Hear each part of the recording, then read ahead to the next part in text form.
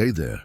Before we dive into this emotional journey together, I'd love to invite you to subscribe to our channel.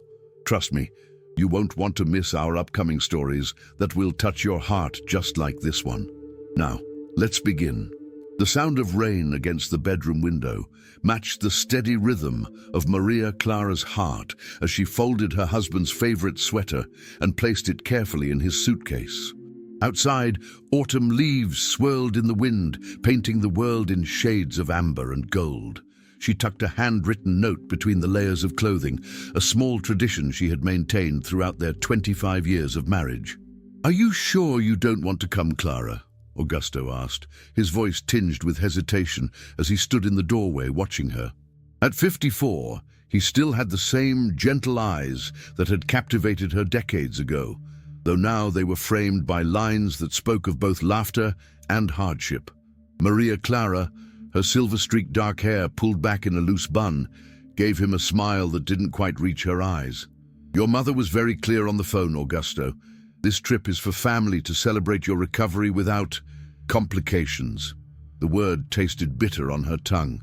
8 months had passed since Augusto's health scare, a heart condition that had required surgery and months of rehabilitation. The family retreat at Pinecrest Lodge was meant to be a celebration of life and renewal, a chance to mark their upcoming anniversary while honoring his return to health. The irony that she, his wife of nearly 25 years, had been specifically uninvited wasn't lost on her. "You are family," Augusto insisted, crossing the room to take her hands in his. His touch was warm against her skin, familiar and comforting. "I'll call her again. This is ridiculous."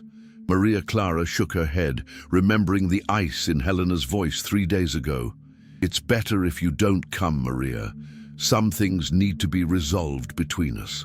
The silence that followed had been deafening, filled with unspoken accusations. "Please, don't make this harder," Maria Clara said softly. "Go. Enjoy yourself. Your mother is 82 now. These moments with her are precious." Augusto's face clouded with frustration. "After 25 years, she still treats you like an outsider. I don't understand it." Maria Clara turned away, busying herself with rearranging items in the suitcase. There was much she could have said about Helena's decades of subtle rejection. The holiday meals where her contributions were politely moved to the side table, the family photos where she was positioned at the edges, easily cropped out. But what would be the point now? "We'll celebrate our anniversary when you return," she said instead. "Just the two of us." Their small suburban home, with its creaking wooden floors and walls lined with photographs, had always been their sanctuary. But tonight, as thunder rumbled in the distance, Maria Clara felt the walls closing in around her. 25 years of trying to earn her place in his family, and still, she remained on the periphery. Later that evening, as they sat at their kitchen table sharing a quiet dinner, Augusto reached across and touched her cheek.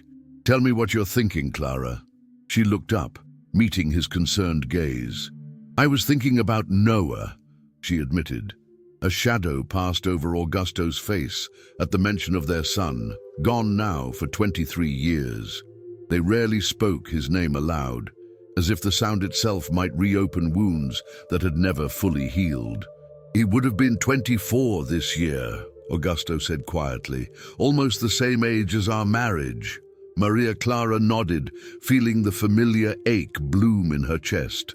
"Sometimes I wonder if that's why your mother never accepted me, as if losing him somehow proved I wasn't meant to be part of your family."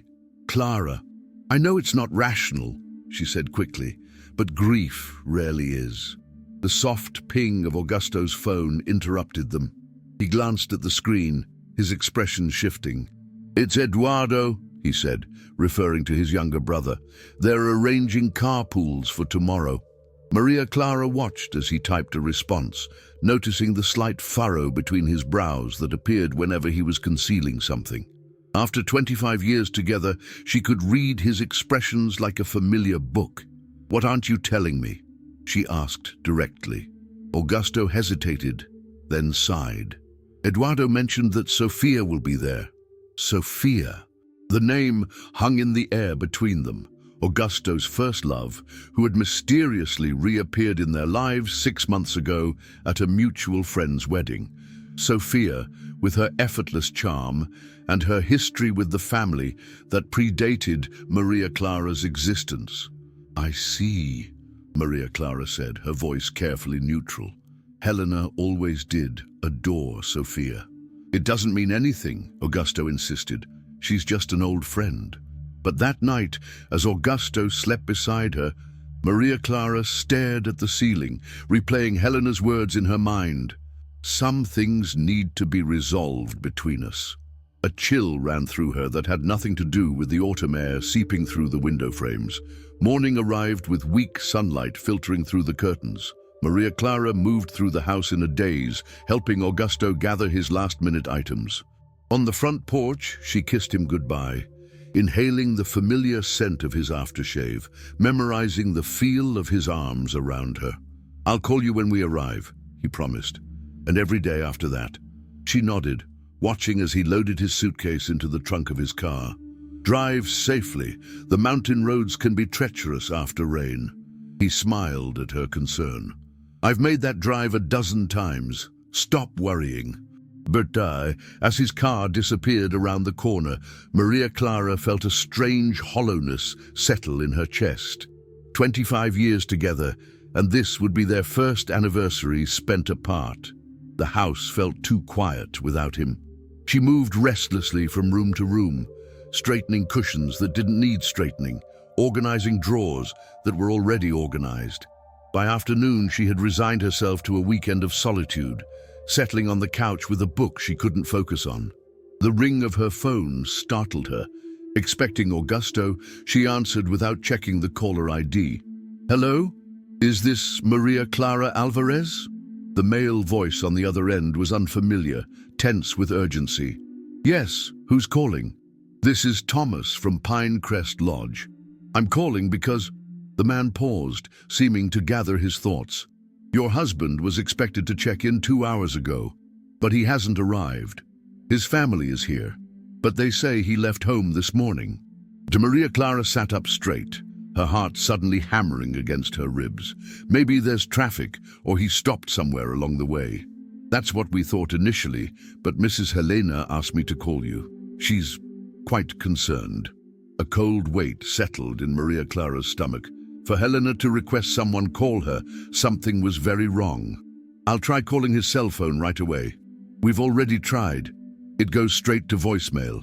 Maria Clara was already moving, grabbing her keys from the hook by the door. "I'll leave now.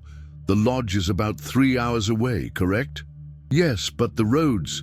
"I'll be careful," she interrupted. "Please tell the family I'm on my way." She had barely ended the call when her phone rang again. This time, the screen displayed a name that sent a jolt through her. "Helena." Taking a deep breath, she answered. "Helena, I just heard from the lodge. I'm leaving now to..." "He's missing." Helena's voice was brittle, accusatory. "He left your house this morning and never arrived. What happened before he left, Maria?" The question hung between them, heavy with implication. Nothing happened. He was looking forward to the trip, to seeing everyone. Was he? "Because right now my son is missing, and the last person to see him was you." There was a pause, then words that struck like physical blows. "He's gone, and it's your fault." Before Maria Clara could respond, Helena had hung up, leaving her standing in her hallway, keys clutched in a trembling hand. For a moment, she couldn't move, paralyzed by fear and the sting of accusation. Then, with a sudden clarity, she grabbed a small overnight bag from the closet and threw in essentials.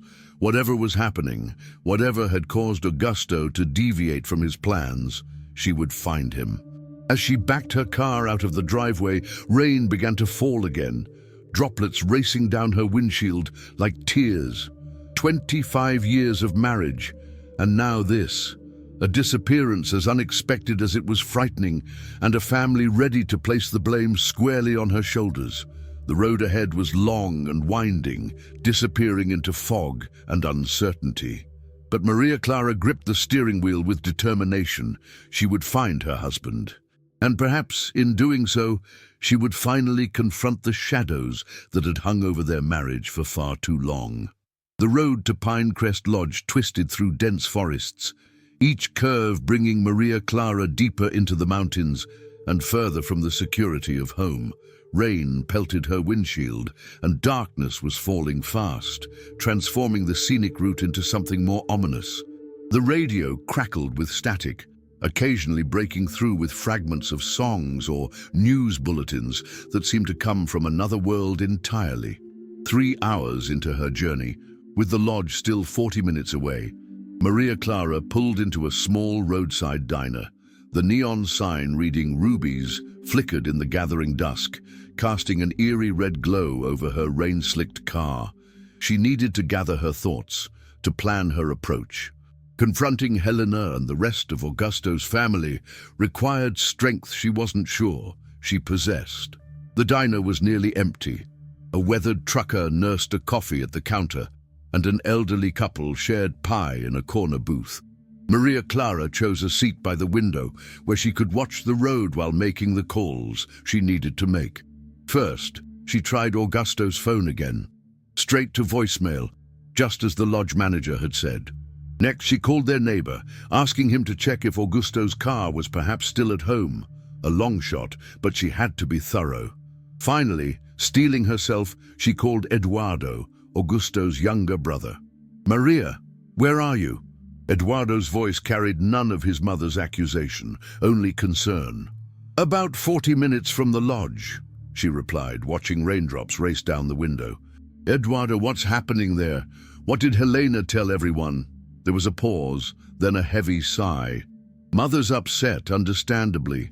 She's convinced something happened between you and Augusto before he left." "Nothing happened," Maria Clara insisted, frustration edging into her voice. "We had a normal morning. He was looking forward to seeing everyone." "I believe you," Eduardo said quickly. "But Mother mentioned that Sofia called Augusto last night." Maria Clara's hand tightened around her phone. "Sofia called him. He didn't tell me that. Apparently, she wanted to know if he needed a ride to the lodge.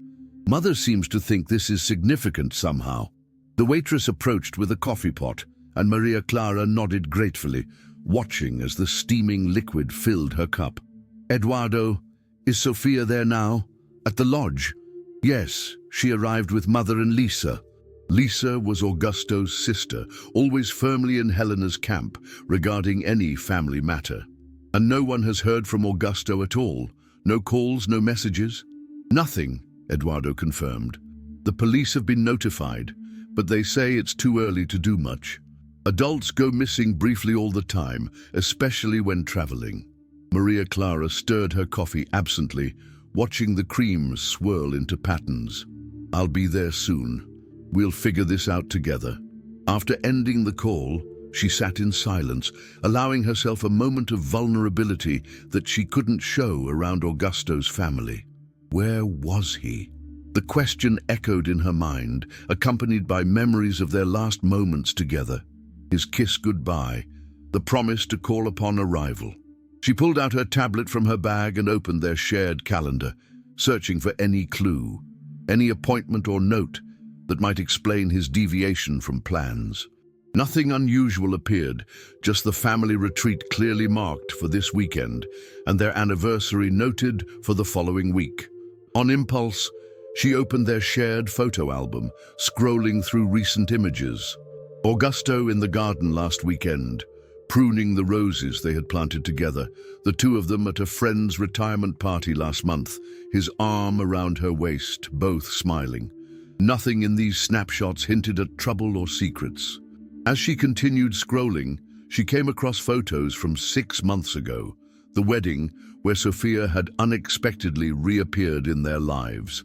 Maria Clara paused on an image she hadn't noticed before. Augusto and Sofia in conversation at the reception, standing slightly apart from the other guests. There was nothing inappropriate about their posture, nothing that should raise alarm. Yet something in Augusto's expression, a softness around his eyes that Maria Clara recognized, made her heart constrict. The waitress returned, refilling her coffee. "You look like you're carrying the weight of the world, honey," she observed, with the familiar warmth of someone who had seen many troubled travelers. Maria Clara managed a small smile. "My husband is missing. He was supposed to arrive at a family gathering, but never made it." The waitress, Ruby according to her name tag, clicked her tongue sympathetically. "These mountain roads can be tricky, especially in weather like this. Did you check the emergency pull-offs? Sometimes folks have car trouble and can't get a signal to call for help." "The police are aware," Maria Clara said, though she made a mental note to look more carefully at the pull-offs as she continued her journey. "I'm hoping he'll be at the lodge by the time I arrive, with a perfectly reasonable explanation." Ruby nodded, though her eyes held doubt. "I hope so too, honey." After paying for her coffee, Maria Clara returned to her car, the rain now fallen to a gentle mist. As she pulled back onto the winding road, her headlights illuminated the dense forest on either side, trees standing like silent sentinels. She scanned each pull-off area carefully, slowing whenever she spotted a vehicle, but none was Augusto's blue sedan. The final stretch of road climbed sharply, revealing glimpses of the valley below whenever the trees thinned. Pinecrest Lodge appeared suddenly around a bend, a sprawling rustic structure of timber and stone, windows glowing warmly against the night. Under different circumstances, Maria Clara might have appreciated its charm. As she parked in the visitor's lot, she spotted Eduardo waiting on the covered porch, a tall figure silhouetted against the golden light spilling from the entrance. She took a moment to compose herself, checking her reflection in the rearview mirror. The woman who looked back at her seemed older than she had that morning, worry etched into the lines around her eyes. "I'm glad you made it safely," Eduardo said, embracing her as she approached. At 48, he was the youngest of the siblings, and had always been the most welcoming toward her. Mother's in the main lounge with Lisa and Sophia. The police called about an hour ago. They're checking hospitals and monitoring Augusto's credit cards for activity. Maria Clara nodded, bracing herself. "Any news about his phone? Has anyone been able to track it?" "The signal was last detected about 30 miles from your house, then nothing. They think it might be turned off or the battery died." 30 miles from home. Augusto had barely begun his journey before something happened. The knowledge sent a fresh wave of fear through her. The lodge's main lounge was warm and inviting, with a stone fireplace dominating one wall and comfortable seating arranged for conversation. Helena sat rigidly in an armchair near the fire, her white hair perfectly styled despite the circumstances, her posture betraying none of the 82 years she carried. Lisa sat beside her, a protective hand on her mother's arm. And there was Sophia, elegant even in casual clothing, her presence as disquieting to Maria Clara now as it had been at the wedding. "She's here," Lisa announced unnecessarily as Maria Clara and Eduardo entered the room. Helena looked up, her gaze sharp and assessing. "Well, Maria, I'm surprised you came." The words were a slap, especially given that Helena herself had called Maria Clara, blaming her for Augusto's disappearance. But Maria Clara had expected this reception, had prepared for it. "Of course I came," she replied evenly. "My husband is missing. Where else would I be?" Sophia stood, approaching with a sympathetic expression that didn't quite reach her eyes. "Maria, it's good to see you again, despite the circumstances. We're all very worried about Augusto." Maria Clara nodded stiffly, acutely aware of the history between this woman and her husband. A relationship that had ended decades ago, but still cast shadows. "Have there been any updates since I spoke with Eduardo?" "Nothing," Lisa said, her tone suggesting that Maria Clara should somehow know more. "It's like he vanished into thin air after leaving your house." "I've spoken with the lodge manager," Eduardo interjected, guiding Maria Clara to a seat. "They've prepared a room for you next to mine. The police suggested we all stay put in case Augusto makes his way here." Helena made a small noise of disapproval but said nothing more, her gaze fixed on the dancing flames in the fireplace. The conversation that followed was strained, details of Augusto's normal routine and habits discussed as if Maria Clara, his wife of 25 years, might have missed some crucial aspect of his character. Sophia contributed little, but her presence was a constant reminder of complications Maria Clara couldn't yet define. After an hour of circular discussion that yielded no new insights, Maria Clara excused herself, claiming exhaustion from the drive. Eduardo showed her to her room, a cozy space with pine furniture and a view of the surrounding forest, though darkness obscured it now. "Try to get some rest," he advised. "Tomorrow we can organize a more thorough search if there's still no news." Agreed. Alone in the unfamiliar room, Maria Clara unpacked her small bag, the routine task providing little comfort. She placed her phone on the nightstand, making sure the volume was at maximum in case Augusto called during the night. Then, almost without conscious thought, she reached into her purse and withdrew a small framed photograph she always carried. Augusto holding their newborn son Noah, his face transformed by joy and wonder. The image blurred as tears filled her eyes. 23 years since they had lost Noah to sudden infant death syndrome, a tragedy that had nearly destroyed them both.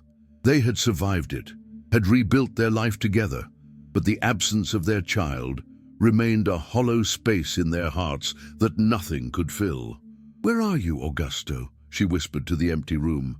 "What happened to you?" Sleep came fitfully, interrupted by dreams in which she was searching for Augusto through endless forest paths, hearing his voice call her name but never finding him. She woke before dawn, disoriented in the unfamiliar room, before reality crashed back. Augusto missing, Helena's accusation, Sophia's unsettling presence. Unable to return to sleep, Maria Clara showered and dressed, then slipped quietly from her room. The lodge was silent, most guests still sleeping. In the main lounge, embers glowed in the fireplace, providing just enough light for her to navigate to a comfortable chair near the windows. As the first hints of dawn lightened the sky, she noticed Augusto's travel bag sitting in a corner of the room, apparently brought in from his car by the police or lodge staff. On impulse, she crossed to it, kneeling beside the familiar luggage. She had packed most of it herself, knew exactly what it contained. Unzipping the side pocket where Augusto kept his travel documents and chargers, she found his phone charger still neatly coiled, unused. Beneath it was a small, leather-bound notebook she didn't recognize. Opening it revealed Augusto's handwriting, entries dated over the past 6 months. Maria Clara hesitated, aware that she was invading his privacy, but her need to find him, to understand what had happened, overrode her scruples. She began to read, starting with the most recent entry, dated just 2 days ago. "Sophia called again. She doesn't understand why I won't tell Clara the truth. Maybe she's right. Maybe after all these years, it's time. But how can I shatter everything we've built? The anniversary trip might be the right moment, away from home, with family support. God help me make the right choice." The words struck Maria Clara like physical blows. The truth. What truth was Augusto hiding that involved Sophia? And why would revealing it shatter everything? With trembling hands, she flipped back through earlier entries, finding more references to Sophia, to the past catching up, to consequences I never anticipated. The fragments painted a disturbing picture, suggesting secrets kept for decades. "You shouldn't be going through his personal things." The voice startled her. Sophia stood in the doorway, watching with an unreadable expression.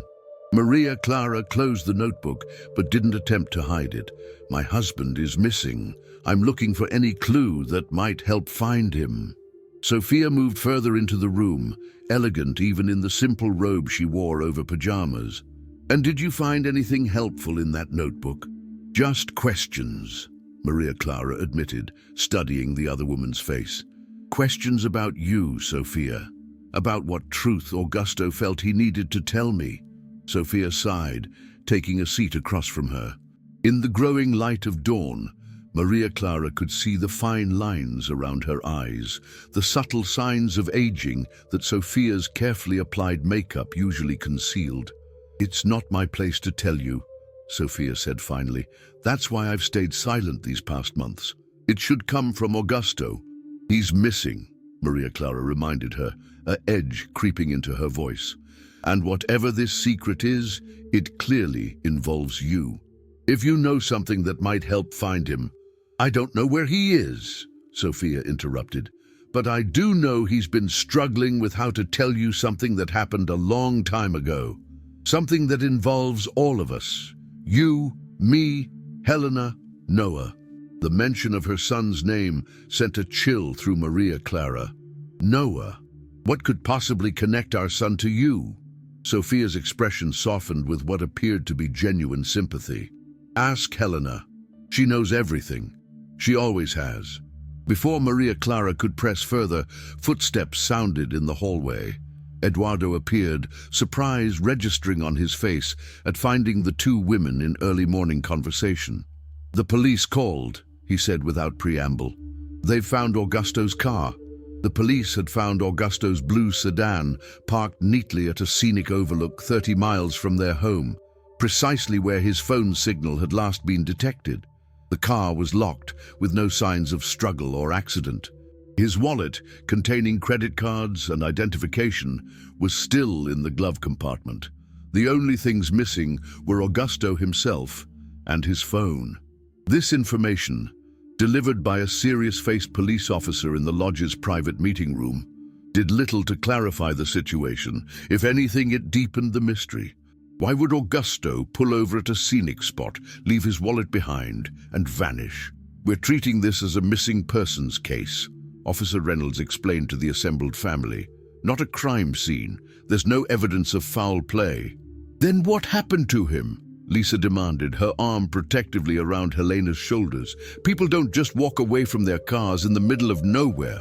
The officer's expression remained professionally neutral. "Sometimes they do, ma'am. We see cases where individuals choose to disappear for personal reasons, financial troubles, relationship issues." "Augusto has no financial problems," Maria Clara interrupted, feeling Helena's sharp gaze on her. "And our relationship was solid." Sophia, seated slightly apart from the family group, said nothing, but her silence felt weighted with unspoken knowledge. "We'll continue searching the area around where the vehicle was found," Officer Reynolds continued. "In the meantime, I'd like each of you to think about any places Mr. Alvarez might go if he wanted solitude or felt the need to step away temporarily." After the officer left, promising updates as the search progressed, an uncomfortable silence fell over the room. It was Eduardo who finally broke it. "I think we should organize our own search of the lodge grounds and surrounding area," he suggested. "Augusto knows this place well. If for some reason he made his way here on foot—" "Don't be ridiculous," Helena snapped. "It's a 3-hour drive from where they found his car. He couldn't walk that distance." "He could have hitchhiked," Lisa suggested, "or taken a bus." Maria Clara listened to their speculations with growing frustration. None of this explained why Augusto would abandon his car in the first place, why he would deviate from his plans without telling anyone. "I'm going to the overlook where they found his car," she announced, standing abruptly. "Maybe there's something the police missed." Helena's laugh was brittle. "Always the dutiful wife, aren't you, Maria? So concerned now that he's gone." The accusation hung in the air, its meaning unclear, but its hostility unmistakable. "Mother," Eduardo said quietly, "this isn't helping." Maria Clara gathered her purse, determined to leave before she said something she couldn't take back. Sophia's words from earlier echoed in her mind. "Ask Helena. She knows everything." "Helena," she said, turning to face her mother-in-law directly, "is there something you want to tell me about Augusto? About Noah?" The older woman's face paled slightly, but her expression remained defiant. "I don't know what you're talking about." "Sophia seems to think you do." All eyes turned to Sophia, who met Helena's gaze steadily. "It's time, Helena. 23 years is long enough to keep secrets." The tension in the room was palpable. Lisa looked between her mother and Sofia in confusion, while Eduardo stepped closer to Maria Clara, a supportive presence at her side. "This is hardly the moment," Helena said finally, her voice tight with controlled emotion. "My son is missing. Whatever Sofia thinks I should discuss with you can wait until he's found." Maria Clara felt a surge of anger, hot and clarifying. "No, I don't think it can wait. Because I'm beginning to suspect that whatever this secret is, it might be the reason Augusto disappeared." Helena stood slowly, leaning on her cane, suddenly every bit her 82 years. "Very well, but not here, not with everyone listening. Come to my room in an hour." As Helena left, assisted by Lisa, Maria Clara turned to Sofia. "Are you going to tell me what this is about?" Sofia shook her head. "Helena's right about one thing. It should come from family. But I will say this. Whatever you learn, remember that Augusto has always loved you. Everything he's done out of love." The cryptic reassurance did little to calm Maria Clara's growing dread. Eduardo insisted on accompanying her to the overlook, where Augusto's car had been found, driving them in his SUV through winding mountain roads. The scenic spot was indeed beautiful, offering sweeping views of the valley below, fall foliage creating a tapestry of red and gold. Yellow police tape marked off Augusto's car, now the only vehicle in the small parking area. A single officer stood guard, looking bored and cold in the crisp mountain air. "Mrs. Alvarez?" he asked as they approached. "Officer Reynolds said you might come by. I'm afraid there's nothing new to report." Maria Clara nodded, gazing at the familiar car that had carried her husband away from her just yesterday morning. "May I look inside?" After checking with his superior by radio, the officer allowed her to peer through the windows. Everything looked normal. Augusto's sunglasses on the dashboard, a half-empty water bottle in the cup holder, a map of the region folded neatly in the passenger seat pocket. "The trunk?" she asked. The officer unlocked it for her. Inside was a small emergency kit Augusto always traveled with, a spare jacket and nothing else. "What do you think happened?" Eduardo asked quietly, as they stepped away from the car. Maria Clara shook her head, looking out over the spectacular view. "I don't know, but it feels deliberate, Eduardo. Not an accident or something worse. It's as if he stopped here specifically, then chose to leave. But why? And where would he go?" She had no answer, only questions that multiplied with each new piece of information. Together, they walked to the edge of the overlook, where a sturdy railing protected visitors from the steep drop beyond. A hiking trail led from one side of the parking area into the dense forest, its entrance marked by a weathered sign. "Bear Creek Trail," Eduardo read. 5 miles to Bear Creek Falls. I've hiked it with Augusto before, years ago." Maria Clara studied the trailhead thoughtfully. Could he have gone hiking, just walked away, without telling anyone? It doesn't make sense. Indeed, but increasingly, nothing about Augusto's disappearance made sense, and now, with Helena finally agreeing to reveal whatever secret she had been keeping, Maria Clara felt both desperate for answers and terrified of what those answers might be. They returned to the lodge with barely enough time for Maria Clara to prepare herself for the meeting with Helena. As she made her way to her mother-in-law's room, she felt as if she were walking toward a reckoning long overdue. Helena's suite was the largest in the lodge, befitting her status as family matriarch. When Maria Clara knocked, it was Lisa who opened the door, her expression guarded. "Mother's resting," she said, stepping aside reluctantly to let Maria Clara enter. "She's asked me to stay for this conversation." The sitting area was elegantly appointed, with large windows overlooking the forest. Helena reclined in an armchair, a crocheted blanket across her lap despite the warmth of the room. She looked diminished somehow. The imperious presence that had intimidated Maria Clara for decades, now reduced to an elderly woman with secrets weighing heavily upon her. "Sit down, Maria," Helena instructed, gesturing to a chair opposite her own. Maria Clara complied, aware of Lisa hovering protectively near her mother. "You said you'd tell me what's going on. Something about Noah." Helena's hands, spotted with age but still adorned with her wedding ring, clutched at the blanket. "Not just about Noah, about Sophia, about choices made before you were ever in the picture." "I'm listening." Helena took a deep breath, exchanging a glance with Lisa before beginning. Augusto and Sophia were more than just high school sweethearts. They were engaged to be married when they were 22. Did you know that? Maria Clara shook her head slowly. Augusto had mentioned dating Sophia in his youth, but never an engagement. They broke it off abruptly, Helena continued. Sophia left town, moved across the country. A year later, Augusto met you. None of this was revelatory. Maria Clara had known Augusto had a serious relationship before her, though details had always been sparse. What does this have to do with Noah? With what's happening now? Helena's gaze was direct, unflinching. Sophia was pregnant when she left. She and Augusto had a child together, a son she gave up for adoption without telling him. Augusto didn't learn about it until after your Noah was born. The words hit Maria Clara like a physical blow. That's not possible. He would have told me. Would he? Helena asked softly.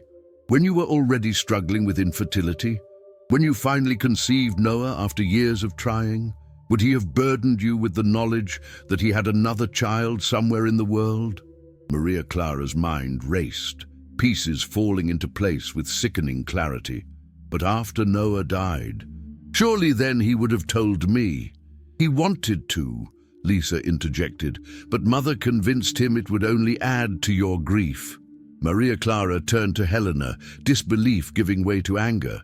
You convinced him to keep this from me for 23 years? Helena didn't flinch from Maria Clara's anger.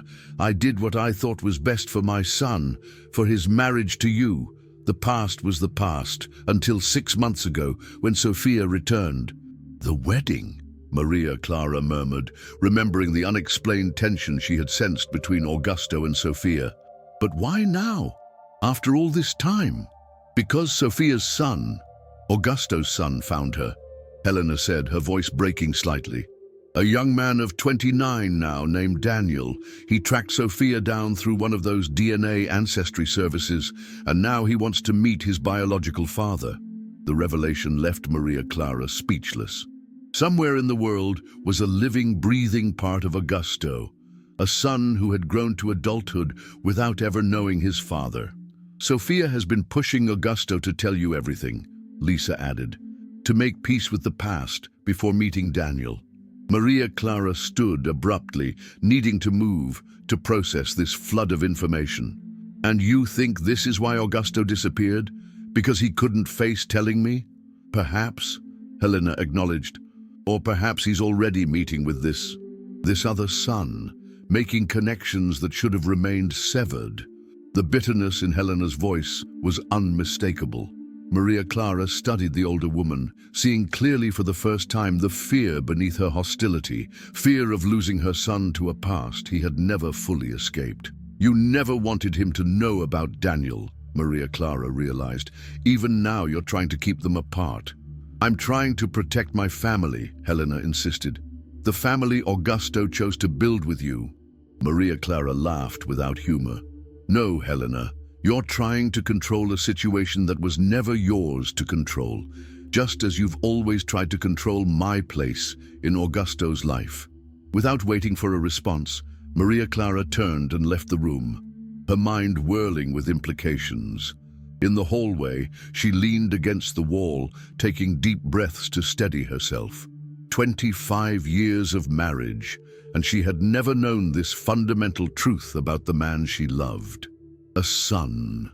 Augusto had another son, a grown man now, someone who shared his blood, his features perhaps, someone who had lived his entire life without knowing his father, just as Augusto had lived without knowing him. The revelation explained so much. Helena's persistent coldness, Sophia's reappearance, the tension Maria Clara had sensed in Augusto these past months. The weight of such a secret must have been crushing him. Maria Clara made her way outside, needing fresh air and space to think. The lodge grounds were peaceful in the late morning sunlight, with guests strolling along marked paths or gathering on the main terrace for coffee.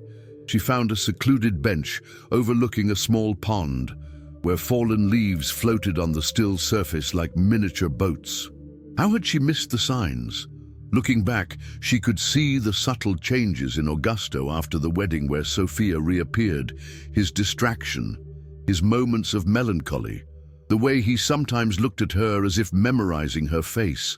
She had attributed it all to his health scare, to the natural introspection that comes with confronting mortality. "May I join you?" Maria Clara looked up to find Eduardo standing nearby, concern evident in his expression. She nodded, moving slightly to make room on the bench. "Helena told you," he said. It wasn't a question. "You knew as well?" The realization shouldn't have hurt. Eduardo was Augusto's brother, after all. But somehow it did, deepening her sense of exclusion. Eduardo sat beside her, his gaze on the pond rather than her face. "Not until recently. Augusto confided in me after Sofia contacted him about Daniel wanting to meet. He was struggling with how to tell you." Did you meet him, this Daniel?" "No," Eduardo said quickly. "Augusto hasn't met him either, as far as I know. He wanted to tell you first, before taking that step." Maria Clara processed this, finding some small comfort in the knowledge that Augusto had maintained that boundary. "But you think that's where he might be now, meeting Daniel?" "It's possible," Eduardo admitted. "The timing would make sense. He's been increasingly anxious about this situation." They sat in silence for a moment, watching a pair of ducks glide across the pond, creating gentle ripples that disturbed the floating leaves. "I should have known," Maria Clara said finally. 25 years together, and I didn't see that he was carrying this burden." Eduardo turned to her, his expression earnest. "Clara, Augusto loves you more than anything. Everything he's done, keeping this secret, struggling with how to reveal it, has been out of fear of losing you. He wouldn't have lost me over something that happened before we met," she said softly, though even as she spoke, she wondered if that was entirely true. How would she have reacted if Augusto had told her about Daniel when they were struggling with infertility, or worse, after losing Noah? "I think he knows that, intellectually," Eduardo said, "but emotionally. The fear was real, and Helena didn't help matters, constantly warning him that the truth would destroy your marriage." Maria Clara felt a fresh surge of anger toward her mother-in-law. "She never wanted me in this family. From the beginning, she saw me as an interloper, someone who took Augusto away from the life she had planned for him, the life that should have included Sofia." "Mother has always been controlling," Eduardo agreed, "but in her own way, she thought she was protecting everyone, including you." Maria Clara stood abruptly, unable to sit still with the emotions churning inside her. "I need to find him, Eduardo. I need to talk to him, to tell him that whatever he's afraid of, it's not as bad as this uncertainty, this separation." Eduardo rose as well, placing a supportive hand on her shoulder. "We'll find him, Clara. I promise." As they walked back toward the lodge, Maria Clara's phone chimed with an incoming message.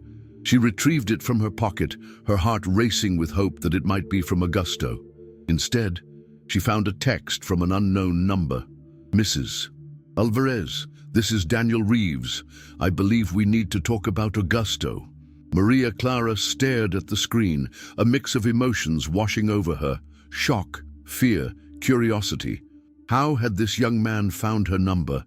And more importantly, did he know where Augusto was? She showed the message to Eduardo, who looked equally surprised. "Are you going to respond?" Maria Clara took a deep breath, then typed a reply. "Yes. Do you know where he is?" The response came almost immediately. "Not exactly, but I think I know why he disappeared. Can we meet? I'm staying in town, about 15 minutes from the lodge." After a brief consultation with Eduardo, who insisted on accompanying her, Maria Clara agreed to meet Daniel at a coffee shop in the nearby town. As they drove down the winding road from the lodge, she tried to prepare herself for this encounter. What would Augusto's other son look like? Would she see her husband in his features, his mannerisms? The town of Pine Ridge was small and quaint, the kind of place that catered to tourists with artisanal shops and cafes. The coffee shop Daniel had suggested, the Mountain Brew, was situated on the main street, its large windows offering views of the colorful fall foliage on the surrounding mountains. Maria Clara spotted him immediately upon entering. A young man seated alone at a corner table, his posture straight and somewhat tense. Even from a distance, the resemblance to Augusto was unmistakable. The same strong jawline, the same thoughtful set to his eyes. His hair was darker, and he was slimmer than Augusto had been at that age, but there was no denying the genetic connection. As Maria Clara approached, Daniel stood, revealing himself to be tall, just like his father. "Mrs. Alvarez?" he asked, his voice carrying a hint of nervousness. "Yes, and this is Eduardo Alvarez, Augusto's brother." Maria Clara kept her voice steady despite the turmoil inside her. Your uncle, I suppose." Daniel nodded, shaking hands with Eduardo before gesturing for them to sit. "Thank you for meeting me. I know this must be difficult." Maria Clara studied him openly, trying to reconcile this stranger with the knowledge that he was Augusto's flesh and blood. "You said you might know why Augusto disappeared. Is he with you? Have you seen him?" "No," Daniel said quickly. "I haven't met him yet, but we've been corresponding by email for the past month, ever since my mother, Sophia, told him I wanted to meet." "Emails," Maria Clara repeated, "from his personal account." She and Augusto shared access to their email, had for years, but she'd never seen any correspondence with someone named Daniel. "No, he set up a separate account," Daniel explained, seeming to understand her confusion. "He wasn't ready for you to know yet. He wanted to prepare, I guess." The revelation stung, another secret in what was becoming a cascade of them. "And what did these emails contain?" Daniel hesitated, glancing at Eduardo before continuing. "At first, just basic information. He told me about his life, asked about mine. Then he started sharing more personal things, how guilty he felt for not being part of my life, even though he hadn't known I existed until after I was born. How he'd always wondered about me after finding out." Maria Clara nodded, encouraging him to continue. "In the last email sent yesterday morning before he left your house, he said he was coming to meet me today, that he needed to resolve things from the past before he could move forward. But he never showed up for our meeting this morning." "Did he say anything else?" Eduardo asked. "Any hint about stopping somewhere first or having other plans?" Daniel shook his head. "Just that he was looking forward to meeting me and that he hoped someday his wife, you, Mrs. Alvarez, would be open to meeting me too." The simple statement, conveying Augusto's hope for eventual acceptance and integration, brought tears to Maria Clara's eyes. Despite all the secrecy, he had envisioned a future where his two worlds might come together. "Daniel," she said carefully, "I need to understand. Why contact Augusto now, after all these years?" The young man's expression softened. "I've known I was adopted my whole life. My adoptive parents are wonderful people who always supported my curiosity about my biological family. When I turned 28 last year, I decided to try one of those DNA ancestry services, more out of general interest than a specific search." He paused, taking a sip of his coffee before continuing. "When I got a match to a cousin on my mother's side, it led me to Sophia. She was surprised, to say the least. But once she got over the shock, she told me everything, including who my father was." "And you wanted to meet him," Maria Clara said, understanding the natural desire. "Yes, but not to disrupt his life," Daniel assured her. "I have a family, parents who raised me and loved me. I wasn't looking for a replacement father. I just wanted to know him, to understand that part of my history." Eduardo leaned forward, his expression thoughtful. "In his emails, Did Augusto ever mention a specific place that was important to him? Somewhere he might go to think or come to terms with the past? Daniel considered this. He talked about a waterfall where he used to hike when he was younger, said it was a place where he always found clarity. I got the impression it was somewhere near here. Bear Creek Falls, Eduardo said immediately, exchanging a significant look with Maria Clara. The trail from the overlook where they found his car leads there. Maria Clara felt a surge of hope, the first real lead since Augusto's disappearance. 5 miles, you said earlier? Could he have hiked there yesterday? Easily, Eduardo confirmed. Augusto's in good shape despite his health scare. The trail isn't particularly difficult. But why would he go there instead of coming directly to the lodge? Maria Clara wondered aloud. And why not tell anyone? Daniel hesitated, then spoke carefully. In his emails, he mentioned feeling torn between his loyalty to you and his desire to know me, between his mother's expectations and his own needs. Maybe he needed that space to make peace with his decision. The insight, coming from this young man who was both stranger and family, struck Maria Clara forcefully. How well he seemed to understand Augusto already, through nothing more than written correspondence. We need to check Bear Creek Falls, she said decisively, standing. Daniel, would you like to come with us? The invitation was spontaneous, driven by instinct rather than careful consideration. But Maria Clara didn't regret it. If Augusto was indeed trying to reconcile his past with his present, perhaps finding him with Daniel at her side was the most fitting approach. Daniel looked surprised, but nodded quickly. Yes, I'd like that very much. As they left the coffee shop, Maria Clara felt a strange sense of rightness, despite the turmoil of the past 24 hours. Whatever happened next, she was facing it with open eyes, no longer in the shadow of secrets kept too long. The trail to Bear Creek Falls wound through dense forest, occasionally opening to reveal spectacular views of the valley below. Though it was marked as a moderate hike, the steady uphill climb and rocky terrain made for challenging going, especially as they moved further from the trailhead. Maria Clara led their small group, driven by a growing certainty that Augusto had come this way. Eduardo followed close behind, occasionally offering guidance on the path, while Daniel brought up the rear, his long strides easily keeping pace despite his unfamiliarity with the trail. The forest was alive with autumn colors, brilliant reds and golds against the evergreen backdrop of pines. Under different circumstances, Maria Clara might have paused to appreciate the beauty, but now her focus was singular, finding Augusto. He used to bring me here when I was a teenager, Eduardo said, as they paused at a wooden footbridge crossing a small stream. Said it was where he came to make all his important decisions. What kind of decisions? Daniel asked, his interest evident. Eduardo smiled slightly, glancing at Maria Clara. Whether to propose to Clara was one. He spent a whole day hiking up here, came back with absolute certainty. The revelation touched Maria Clara deeply. She had known about Augusto's proposal plans, a romantic dinner followed by a walk in their favorite park, but not about this private ritual beforehand, this seeking of clarity in nature. Did he come here after Noah? She asked quietly. Eduardo's expression sobered. Yes. Many times during that first year, I think it helped him process his grief. They continued in thoughtful silence, each lost in private reflections.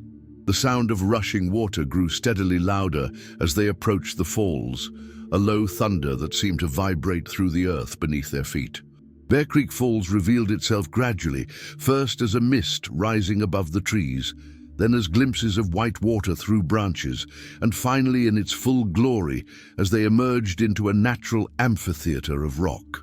The waterfall cascaded down a series of stone ledges, creating multiple tiers of foaming white against dark rock before collecting in a clear pool at the base. Several hikers were scattered around the area, some resting on boulders, others taking photographs. Maria Clara scanned each face with rising disappointment. No Augusto.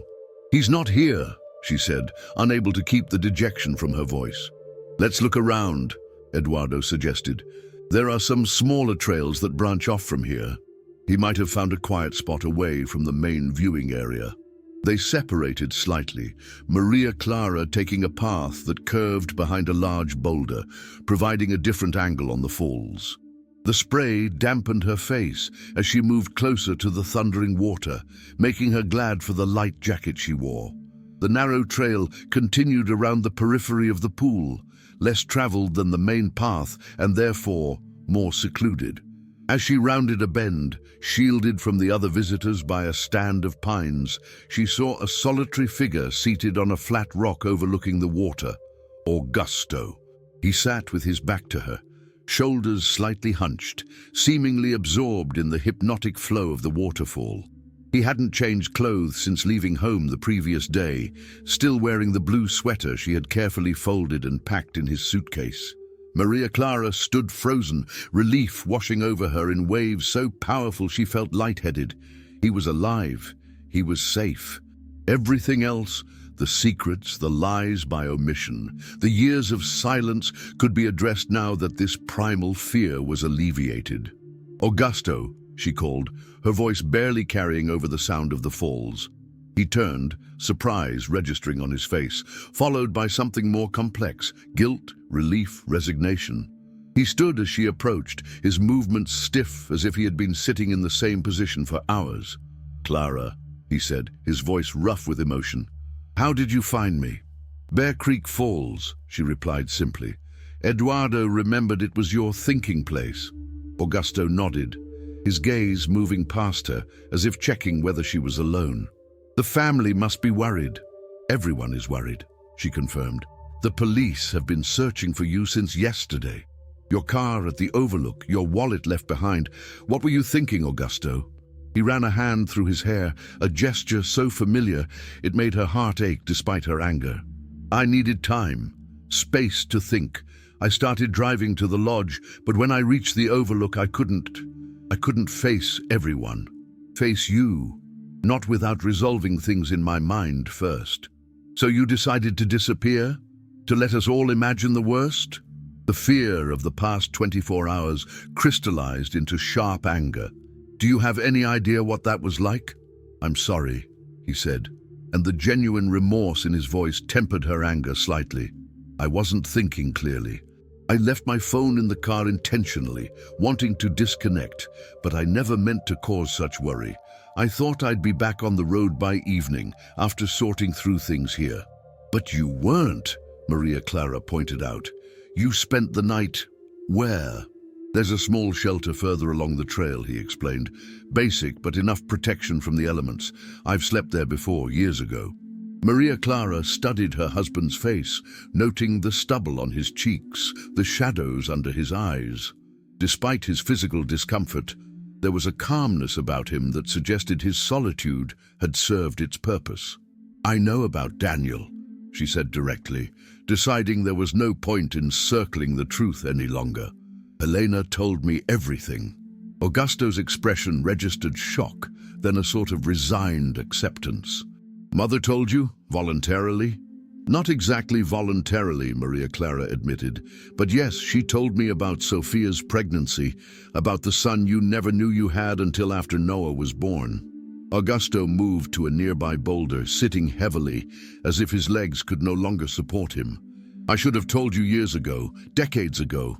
I wanted to, Clara, so many times. Then why didn't you? The question contained all her hurt, all her confusion at being kept in the dark about something so significant. At first, when I learned about Daniel, you were pregnant with Noah.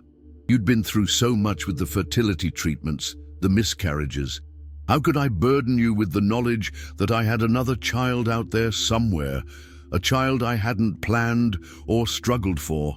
Maria Clara remembered that time, the cautious joy of her pregnancy after years of disappointment, the fragile hope that had finally, miraculously resulted in their son.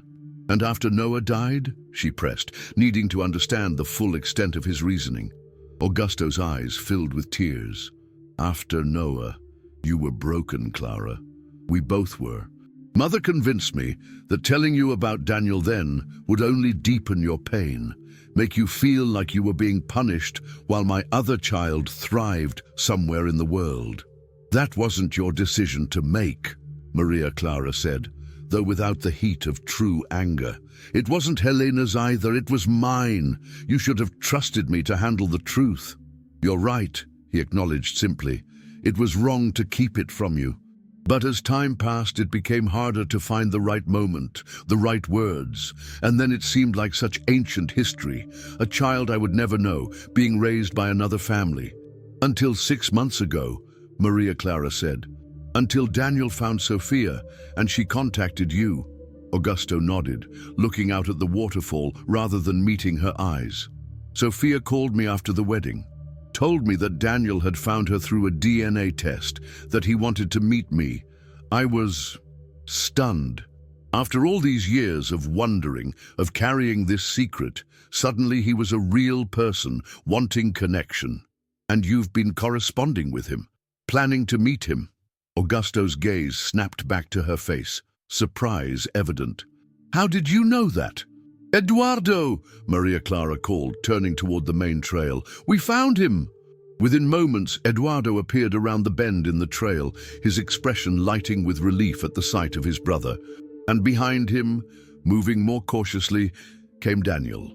Augusto stood slowly, his eyes fixed on the young man who was his biological son.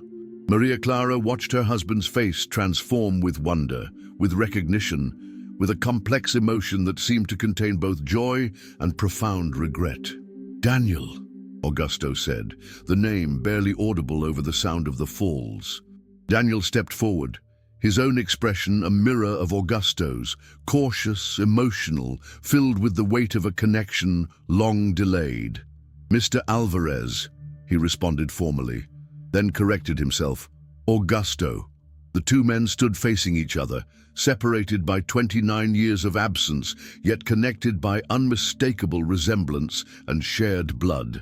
Maria Clara felt like an intruder on this moment, yet also an essential witness to it. I was coming to meet you, Augusto said finally.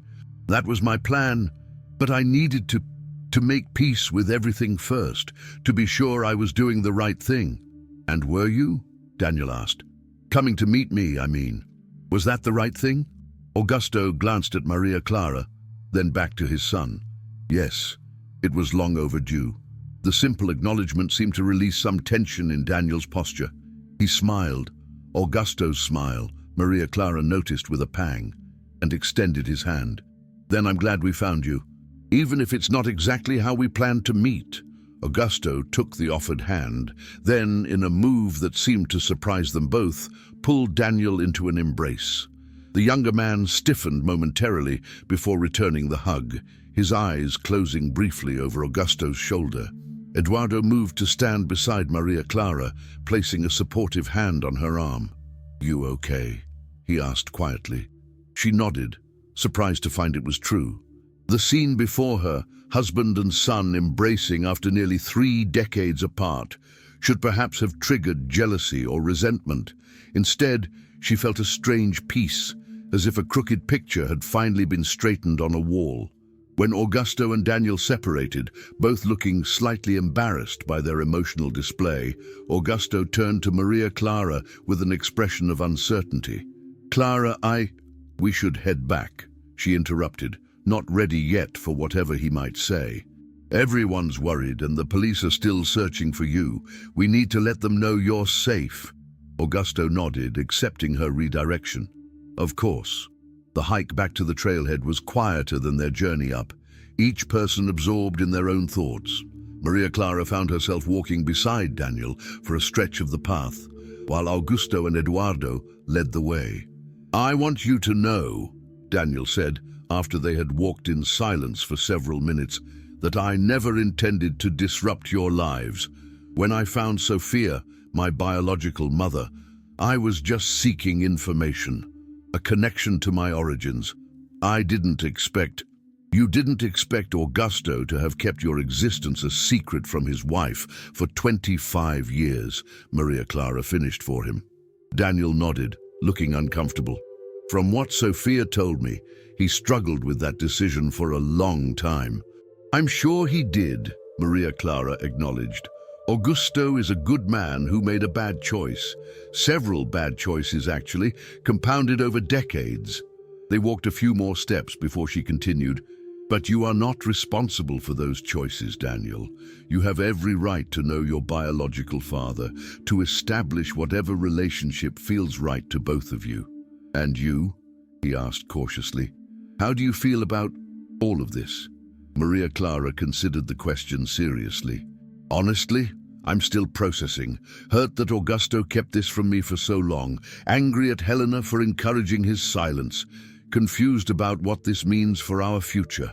She paused, then added, but not angry at you, not resentful of your existence or your desire to know your father. Daniel seemed relieved by her answer. Thank you for that, and for finding him. I think he needed all of us, somehow, to move forward. The insight struck Maria Clara as remarkably perceptive for someone who had only just met Augusto. Perhaps there was something to genetic connection after all, some intuitive understanding that transcended years of separation. By the time they reached the overlook parking area where Eduardo had left his SUV, Maria Clara had made a decision. She would not allow Helena's manipulations or Augusto's misguided protectiveness to define her relationship with this young man who was, in some indefinable way, connected to the son she had lost. Daniel, she said as they prepared to drive back to the lodge, would you join us for dinner tonight? I think it's time the whole family met you properly. The invitation, spontaneous but sincere, brought a smile to Daniel's face. I'd like that very much, Mrs. Alvarez. And Maria Clara, she corrected gently. Or Clara, if you prefer. We're past formalities at this point, don't you think? As they drove back toward Pinecrest Lodge, Maria Clara sat beside Augusto in the back seat, conscious of the conversation they still needed to have, the wounds that needed addressing. But for now, she simply reached over and took his hand, feeling his fingers tighten gratefully around hers. Whatever came next, they would face it together, with honesty this time, however painful it might be. The news of Augusto's safe return spread quickly through Pinecrest Lodge. By the time their group arrived, Lisa was waiting anxiously on the front porch, relief washing over her face at the sight of her brother. Thank God, she exclaimed, hurrying to embrace Augusto. Mother's been beside herself with worry. Her gaze shifted curiously to Daniel, who hung back slightly, clearly uncomfortable with the family dynamics at play. Maria Clara noticed Lisa's expression change as she registered the young man's resemblance to her brother, confusion giving way to stunned recognition. Is this? She began, looking between Augusto and Maria Clara. Daniel Reeves, Augusto confirmed, placing a supportive hand on the young man's shoulder. My son. The simple declaration, spoken openly for the first time, seemed to lift a weight from Augusto's posture. Maria Clara watched her husband stand taller, as if the burden of secrecy had been physically pressing him down for decades. Lisa's reaction was complex. Surprise, uncertainty, a flicker of something that might have been resentment before she composed her features into a polite smile. I see. Well, this is unexpected. For all of us, Maria Clara said pointedly. Officer Reynolds arrived shortly afterward, clearly relieved that the missing persons case had resolved itself without tragedy. After taking Augusto's statement, a carefully edited version that emphasized his need for solitude to process personal matters, the officer advised them all to communicate better in the future and departed. The most difficult confrontation still awaited them. Helena. As the family gathered in the private sitting room of her suite, Maria Clara could feel tension radiating from her mother-in-law like heat from a stove. The elderly woman sat rigidly in her armchair, her gaze fixed on Augusto with an intensity that excluded everyone else in the room. You deliberately disappeared, she accused, without preamble. Do you have any idea what you put this family through? I'm sorry for the worry I caused, Augusto replied, his voice steady. "It wasn't my intention to be gone overnight. I needed time to think, to come to terms with everything before the family gathering." Helena's gaze shifted to Daniel, who stood uncomfortably near the door, as if preparing for a quick escape if necessary. "And I see you've brought him." The disdain in her voice was unmistakable. Maria Clara felt a surge of protectiveness toward Daniel, surprising in its intensity. "His name is Daniel," she said firmly. "And yes, Augusto invited him to join us." "As did I." Helena's eyebrows rose at this united front. "How very modern of you, Maria, embracing your husband's illegitimate child without a moment's hesitation." "Mother," Eduardo interjected, his tone warning. But Maria Clara wasn't intimidated by Helena's barbs. Not anymore. "There's nothing illegitimate about Daniel. He was born to two unmarried people who were once engaged. He was adopted by loving parents who raised him well. And he is Augusto's son, which makes him family whether you approve or not." The directness of her response seemed to surprise everyone in the room, including Augusto, who looked at her with a mixture of gratitude and admiration. Helena's lips thinned to a hard line.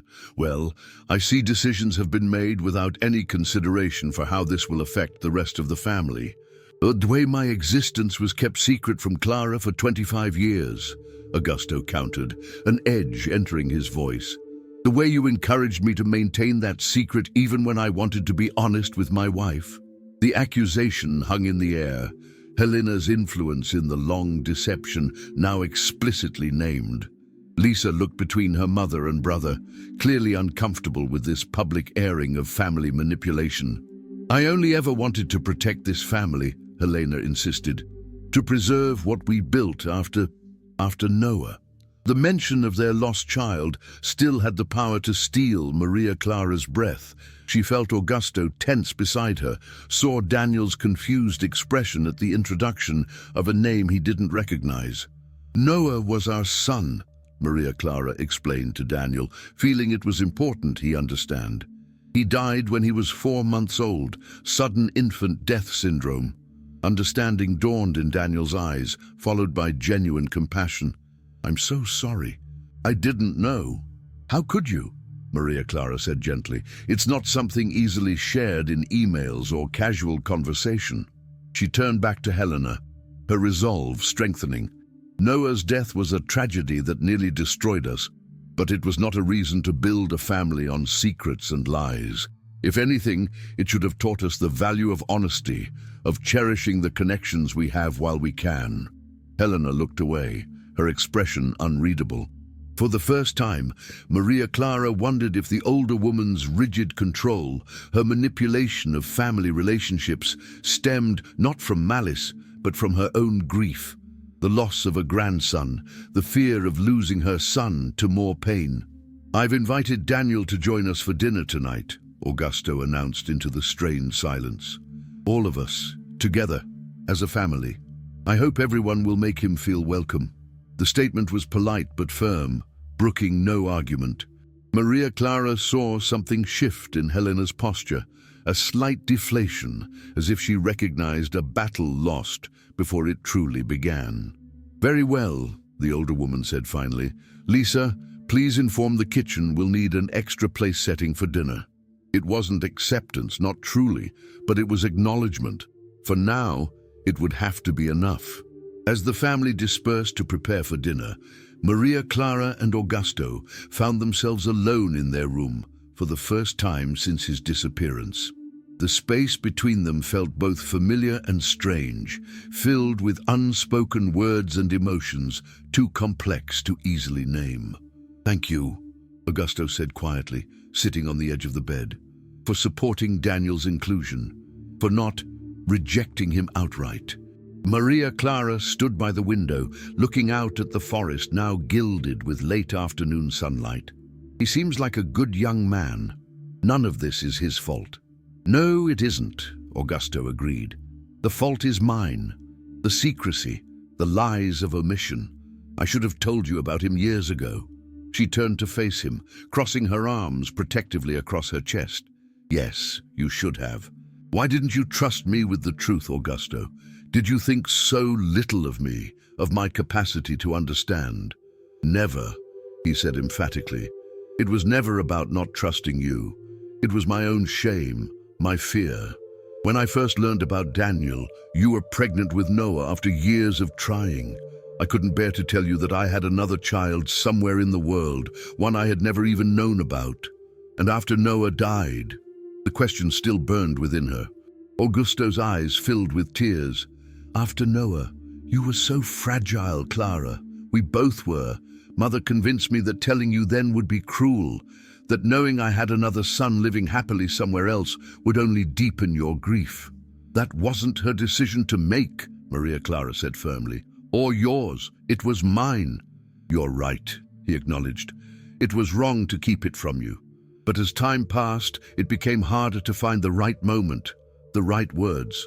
The secret took on a life of its own. Maria Clara moved to sit beside him on the bed, close but not touching. And now? What changed? Why were you finally ready to tell me about Daniel after all these years? Augusto was quiet for a moment, gathering his thoughts. When I had my heart scare earlier this year, when the doctors weren't sure if I'd need a transplant or if medication and lifestyle changes would be enough, I realized how fragile life is. How many regrets I would leave behind if I died without resolving this. He looked at her directly, his expression open and vulnerable. And then, Sophia contacted me after the wedding, told me Daniel had found her and wanted to meet me. Suddenly, this abstract concept, a son I would never know, became a real person with a name, a face, a desire for connection. I couldn't ignore that, Clara, not after nearly losing my life. Maria Clara understood the impulse, even as she struggled with the decades of deception that had preceded it. So you planned to meet him during this trip? That's why you were so insistent I come along. Until Helena intervened? Augusto nodded. I wanted to tell you everything here, with family around for support, both yours and mine. I thought it would be easier somehow, away from home, in neutral territory. But then Mother called you personally to uninvite you, and I lost my nerve. So you ran away to a waterfall instead, Maria Clara said, unable to keep a hint of bitterness from her voice. I panicked, he admitted. Driving to the lodge, knowing I would see Daniel the next day, knowing you were at home, unaware of any of this. It became overwhelming. I stopped at the overlook, thinking I'd just take a moment to clear my head. But then I remembered Bear Creek Falls, how it had always helped me find clarity in the past. And did you find clarity? Augusto reached for her hand, his touch tentative, as if unsure of his welcome. I spent hours sitting by that waterfall, thinking about our life together, about Noah, about Daniel, about all the choices I've made, good and bad. And I realized that the only path forward was complete honesty, whatever the consequences. Maria Clara didn't pull her hand away, but she didn't return his gentle pressure either. I wish you had come to that realization years ago, Augusto, before Helena's manipulations, before Sophia's return forced your hand. So do I, he said simply. I can't change the past, Clara. I can only ask if there's a way forward for us, with truth between us finally. The question hung in the air between them, weighted with 25 years of shared history, joys and sorrows, triumphs and failures, and now this revelation that altered the landscape of their marriage. I don't know yet, Maria Clara answered honestly. I need time to process all of this. 25 years of marriage, and I'm only now learning about this fundamental part of your life. That changes things, Augusto. It has to. He nodded, accepting her uncertainty without protest. I understand. Whatever you need, time, space, answers, it's yours. They sat in silence for a moment, the weight of unresolved emotions hanging between them. Finally, Maria Clara spoke again, her voice softer. Tell me about him, about Daniel. What have you learned from your correspondence? Augusto's expression lightened slightly at the question, a cautious hope entering his eyes. He's remarkable, Clara. 29 years old, an environmental engineer working on sustainable water systems. He's married to a kindergarten teacher named Layla. No children yet, but they hope to start a family soon.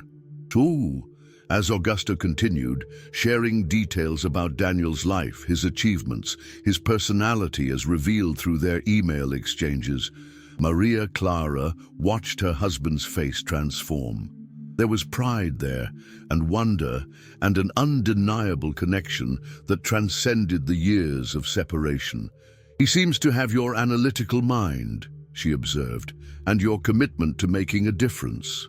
"Maybe," Augusto acknowledged with a small smile, "though his adoptive parents deserve the credit for the man he's become. From what he's told me, they're wonderful people who always supported his curiosity and ambitions." Maria Clara nodded, thinking about the complex web of relationships that had shaped Daniel's life. Biological parents who had never raised him, adoptive parents who had loved and nurtured him, and now a biological father entering his life as an adult. It was messy and complicated, but also profoundly human. "I'd like to get to know him," she said finally. "Not just for your sake or for his, but for my own. He's part of you, which means he's connected to me too in some way." Augusto's eyes filled with tears. "That means more to me than I can express, Clara." She stood, needing space to maintain her emotional equilibrium. "We should get ready for dinner. It's going to be interesting with Helena." Augusto sighed, wiping his eyes. "Mother will adjust, eventually. She always does, when she realizes she can't control the situation." "Perhaps," Maria Clara said, though she wasn't convinced. Helena's manipulation had shaped their family dynamics for decades. It seemed unlikely she would surrender her influence without a fight. Dinner that evening was a study in contrasts, strained politeness masking deep tensions, meaningful glances exchanged across fine china and crystal, carefully neutral topics of conversation that avoided the elephant in the room. Daniel handled the awkwardness with remarkable grace, answering Helena's pointed questions about his upbringing and education with patient courtesy. "And your adoptive parents?" Helena inquired, her tone suggesting she was setting a trap. "They're aware of this reunion?" "Yes, absolutely," Daniel replied easily. "They've always supported my interest in my biological heritage.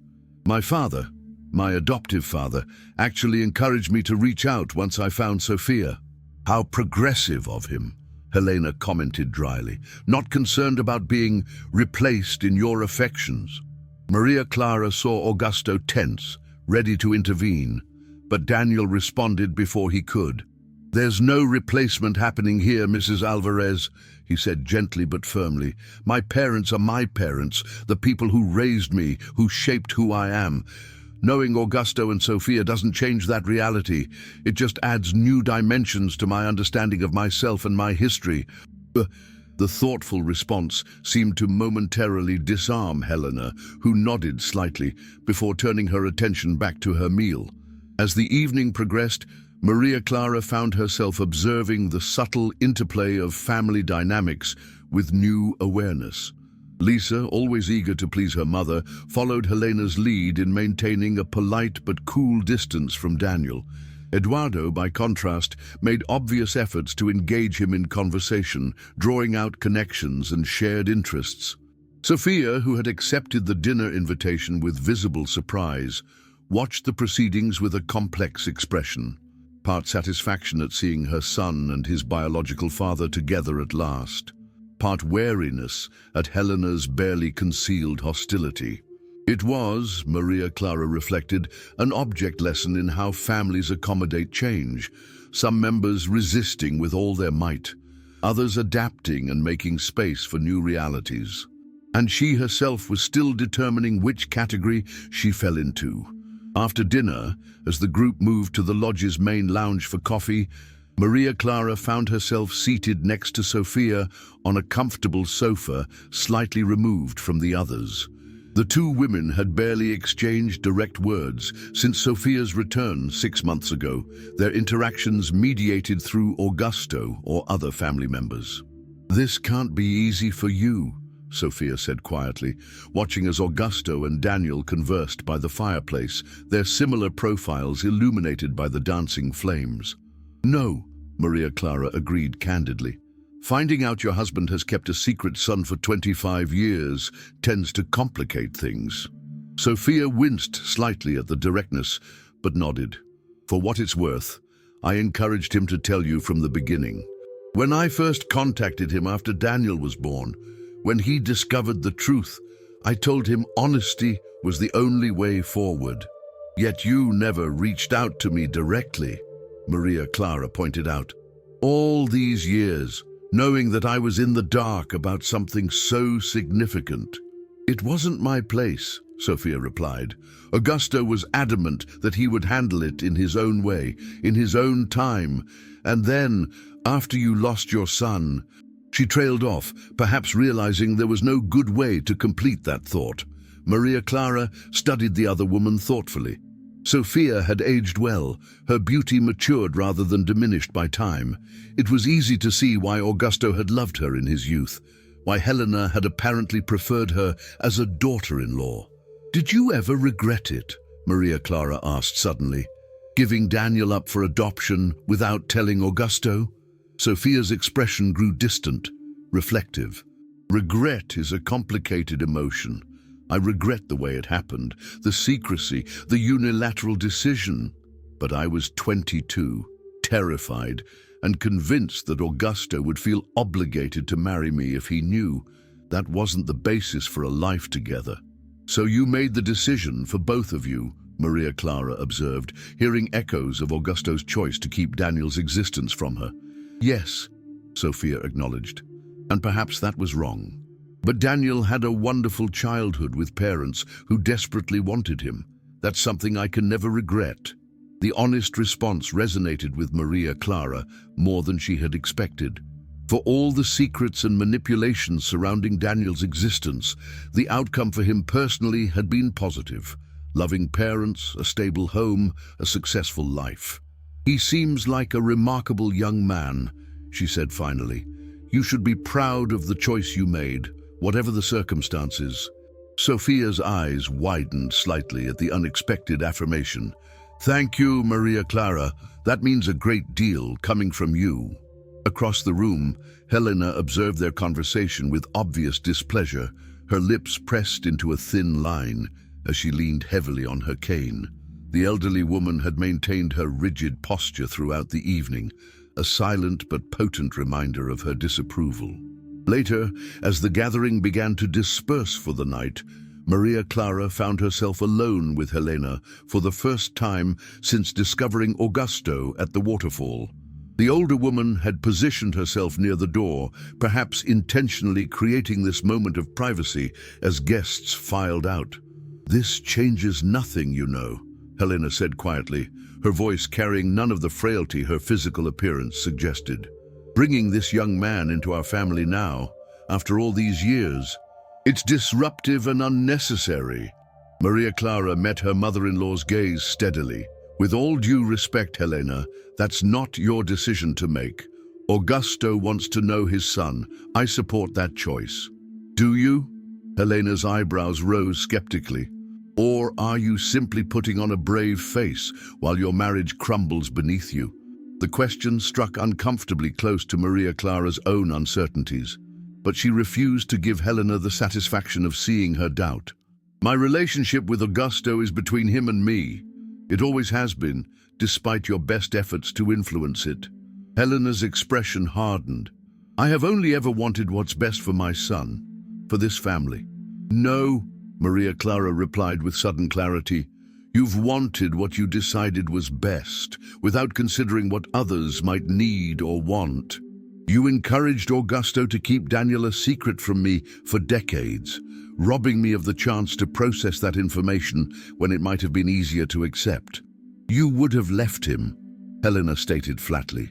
"After losing Noah, if you'd discovered Augusto had another child out there in the world, you would have been destroyed." The assertion gave Maria Clara pause. Would she have left Augusto if she'd learned about Daniel in the raw aftermath of Noah's death? The grief had been all-consuming, her emotional state fragile. Perhaps Helena's assessment wasn't entirely wrong.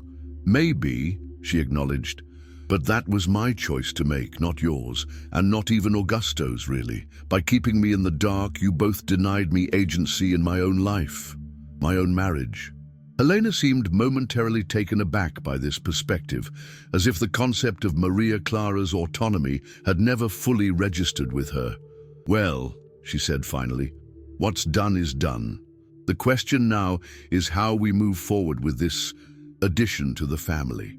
The phrasing was cold, clinical, but Maria Clara recognized it as Helena's version of acceptance, grudging and conditional, but acceptance nonetheless. Daniel isn't seeking to insert himself into family traditions or claim some inheritance, Helena. He simply wants to know his biological father, to understand that part of his history. The least we can do is make that process as comfortable as possible for everyone involved. Helena nodded stiffly, her concession minimal but present. I suppose we'll see how things develop. Good night, Maria. As the elderly woman made her way slowly toward the elevator, leaning heavily on her cane, Maria Clara was struck by a sudden realization.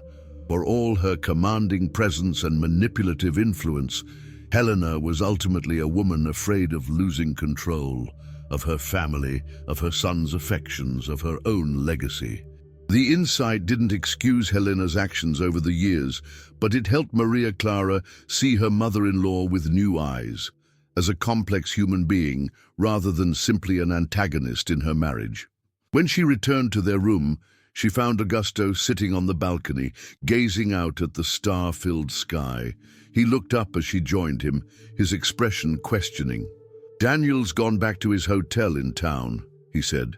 He'll join us for breakfast tomorrow before heading home. Maria Clara nodded, taking the chair beside him. He handled dinner remarkably well, considering Helena's interrogation. Augusto smiled slightly. He has poise. That must come from his adoptive parents, because it certainly wasn't inherited from me. Don't sell yourself short, Maria Clara countered. You've always had a quiet dignity, even in difficult situations. They sat in companionable silence for a moment, the night air cool around them, the distant sound of the forest a gentle backdrop to their thoughts. I had a brief conversation with Helena, Maria Clara said finally. I think she's beginning to accept that Daniel is part of our lives now, whether she approves or not. Mother's primary concern has always been maintaining her vision of our family, Augusto observed. Change threatens that vision, but she'll adapt, eventually. Maria Clara turned to look at him directly, her expression serious. And us, Augusto? How do we adapt to this new reality? He met her gaze steadily, not evading the difficult question. Honestly, I don't know. I believe that we can find our way forward together. But I understand if you need time, if you're not sure you can forgive the deception. It's not about forgiveness, she said slowly, working through her feelings as she spoke. Or not entirely. It's about trust. About rebuilding something that's been damaged by secrets kept too long. Augusto nodded, accepting her assessment without defensiveness. Whatever it takes, Clara. However long. I'm committed to rebuilding that trust, if you're willing to try. The sincerity in his voice touched her deeply. Despite everything, the lies of omission, the years of secrecy, she knew his love for her was genuine, as was his regret for the pain he had caused. I am willing, she said finally. But we do it with complete honesty from now on. No more secrets, no more protective half-truths, and no more allowing Helena to influence decisions that should be ours alone. Agreed, Augusto said immediately. Completely. As they sat together under the vast night sky, Maria Clara felt something settle within her. Not forgiveness exactly, not yet, but the beginning of a path toward it. The road ahead would not be easy, but it was one they would walk together, eyes open to both the past and the possibilities of the future. The morning dawned clear and bright, sunlight streaming through the pine trees surrounding the lodge, and painting their room in dappled patterns of light and shadow. Maria Clara woke early, finding Augusto already dressed and seated at the small writing desk, pen in hand. "What are you doing?" she asked, her voice still husky with sleep. He looked up, a small smile playing at the corners of his mouth. "Writing a letter to Noah." The answer surprised her. In the years since their son's death, they had each found different ways to maintain a connection to his memory. Maria Clara, through a small garden planted in his honor, Augusto through annual donations to SIDS research. But this was something new. "May I read it?" she asked, sitting up in bed. Augusto hesitated, then nodded, bringing the single sheet of paper to her. His handwriting, usually so precise and controlled, seemed more fluid here, as if the words had flowed directly from his heart to the page. "My son, today you would be 24 years old. I imagine you tall and strong, perhaps with your mother's kind eyes and my stubborn chin. I imagine the man you might have become, thoughtful like Clara, perhaps with my interest in engineering, or maybe something entirely your own. I've never stopped loving you, never stopped wondering about the life we might have shared. But today, I'm writing to tell you about your brother Daniel. He's 29 now, an environmental engineer with your grandfather's smile and a gentleness that reminds me of you somehow, though you were just a baby when we lost you. I think you would have liked him. I think, in some cosmic way beyond my understanding, you might already know him. This is a comfort to me, though I can't explain why. Your mother is the strongest person I've ever known. Through losing you, through the years of silence that followed, through the recent revelations that have shaken our family, she remains my North Star, my moral compass. I hope you inherited her resilience, her capacity for love, even in the face of pain. We will never stop missing you, never stop loving you. But perhaps in knowing Daniel, we can find a new dimension to our family. Not a replacement for you, never that, but an expansion of the love that began with you. Forever your father." Augusto Maria Clara's eyes filled with tears as she finished reading. The letter captured so perfectly the complex emotions of their situation, the enduring grief for Noah, the tentative hope represented by Daniel's appearance in their lives. "It's beautiful," she said, handing the page back to him. "And true." Augusto folded the letter carefully, tucking it into his wallet. "I thought perhaps we could place it at that little memorial garden you created for him when we get home." The suggestion touched her deeply. "Yes, I'd like that." As they prepared for breakfast, their last meal at the lodge before returning home, Maria Clara felt a strange lightness. The weight of secrets revealed had not disappeared, but it had somehow shifted, becoming more manageable in the clear light of day. The dining room was already busy when they arrived, families and couples enjoying the lodge's renowned Sunday brunch. Helena sat at their reserved table, impeccably dressed as always, with Lisa and Eduardo already seated beside her. Daniel had not yet arrived. "Good morning," Augusto greeted them, pulling out a chair for Maria Clara before taking his own seat. "Beautiful day." Helena acknowledged them with a nod, her expression carefully neutral. "Indeed. The weather has cleared nicely for your drive home." The pointed reminder that this family gathering was concluding wasn't lost on Maria Clara. Helena clearly expected life to return to its previous patterns once they left the lodge. Daniel, a distant connection rather than an integrated family member. "Actually," Augusto said, seeming to read the subtext as well, "Daniel mentioned he and Layla might visit us next month. I thought we could host a proper family dinner at our home." Helena's lips thinned slightly, but she offered no direct objection. Lisa, ever sensitive to her mother's moods, quickly changed the subject to safer territory, the upcoming holiday season, plans for Thanksgiving. Daniel arrived as they were discussing potential menu options, slightly breathless, as if he had hurried to join them. "Sorry I'm late," he apologized, taking the empty seat beside Eduardo. "Had a call from Layla that ran long." "How is she?" Maria Clara asked, genuinely interested in the woman who was Daniel's partner in life. "She's well, thank you. Very curious about..." He gestured vaguely, encompassing the table and its occupants. All of this. She sends her regards to everyone. We were just discussing the possibility of you both visiting us next month, Augusto told him. If your schedules permit, of course. Daniel's face lit with pleasure at the invitation. I'd like that very much. Layla too, I'm sure. The conversation flowed more easily than it had the previous evening, perhaps because everyone had had time to absorb the initial shock of Daniel's integration into their gathering. Even Helena contributed occasionally, asking polite if somewhat distant questions about Daniel's work and background.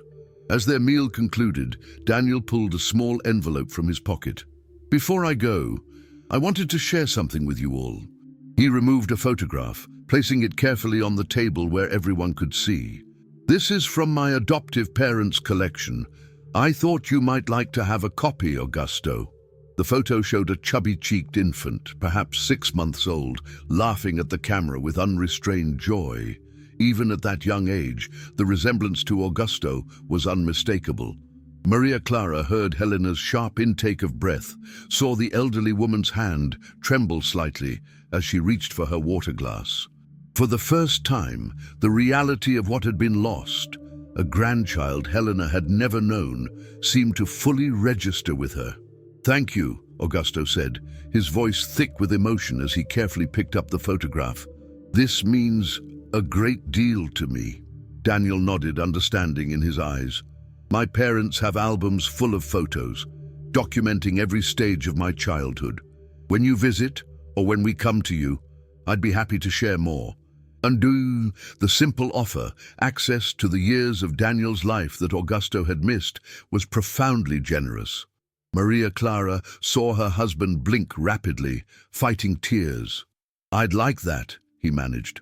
As they said their goodbyes in the lodge's circular driveway, the morning sun warming the chill from the air, Maria Clara found herself drawn into an unexpected embrace by Daniel. Thank you, he said quietly, for her ears alone. For your openness, your acceptance. I know this can't have been easy. She stepped back, studying the face that bore her husband's features blended with Sophia's. Family rarely is easy, she replied with a small smile, but it's worth the effort. The drive home was quieter than their journey to the lodge had been, both Maria Clara and Augusto lost in their own thoughts as the mountain landscape gradually gave way to familiar suburbs. It wasn't until they were unpacking in their bedroom, the routines of home settling around them, that Augusto broached the subject they had both been circling. When I was sitting by the waterfall, he said, carefully hanging his jacket in the closet, I thought about our anniversary next week, 25 years together. Maria Clara nodded, folding a sweater with precise movements. A quarter century. I know our original plans for celebration are complicated now, he continued.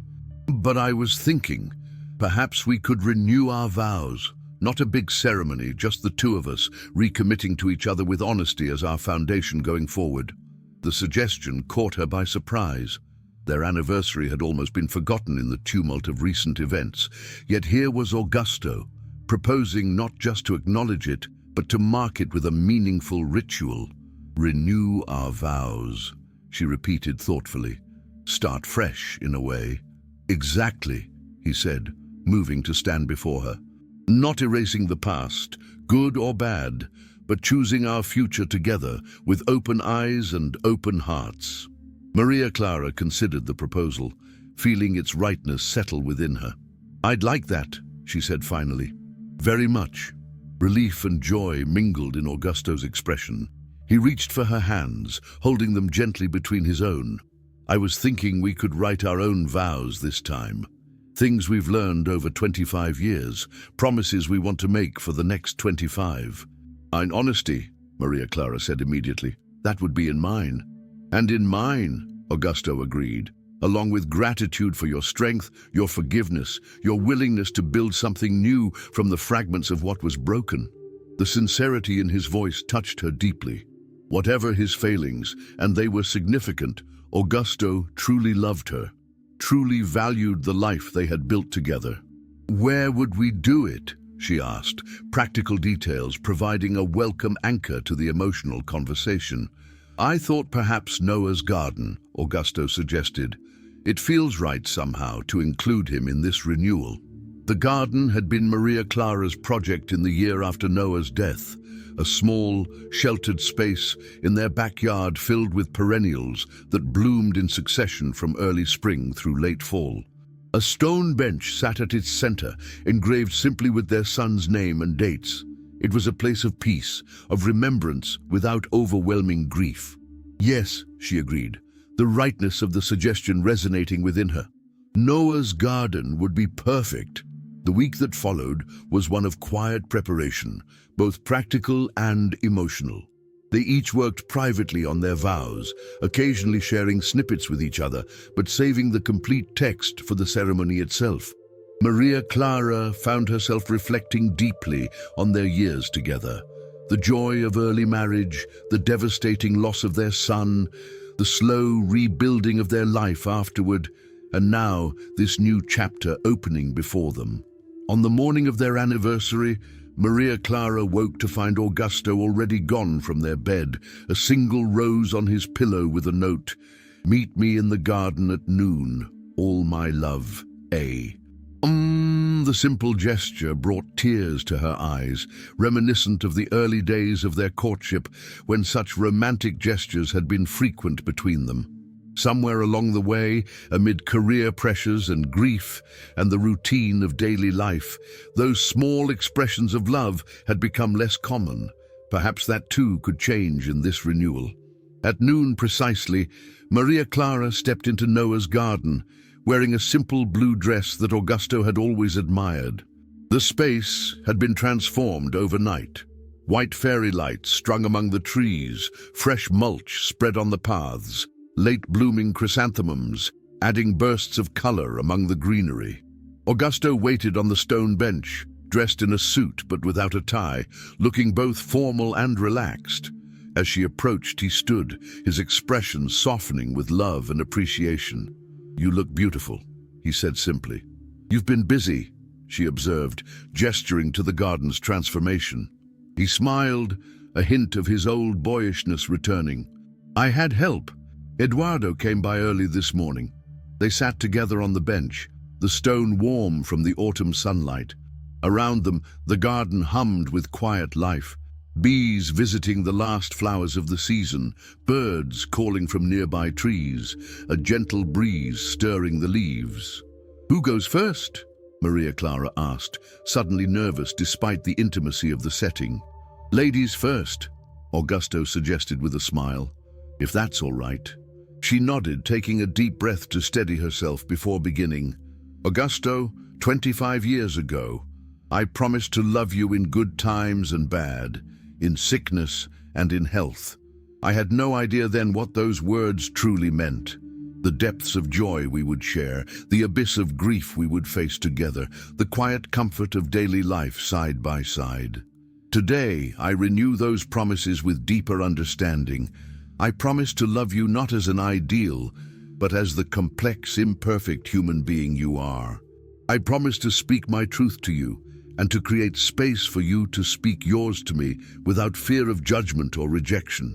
I promise to remember that love is not just a feeling, but a choice, one I make anew each day. I promise to honor the past we've shared, including Noah, while remaining open to the future that awaits us, including the new connections that life brings our way. Most of all, I promise to walk beside you with open eyes and an open heart, knowing that the journey is sweeter for being shared, and that even the difficult paths have led us to deeper understanding of ourselves and each other." As she finished, Maria Clara felt a sense of lightness, as if speaking these truths aloud had released something long held within her. Augusto's eyes shone with emotion as he took her hands in his before beginning his own vows. "Clara, my love, when we married 25 years ago, I thought I knew what love was. I was wrong. Love was not the excitement of our early days together, though that was part of it. Love was watching you sleep beside me after 36 hours of labor. our son finally in your arms. Love was holding each other through nights of unspeakable grief when we lost him. Love was rebuilding our life together, step by patient step. Today, I understand that love is truth shared between open hearts.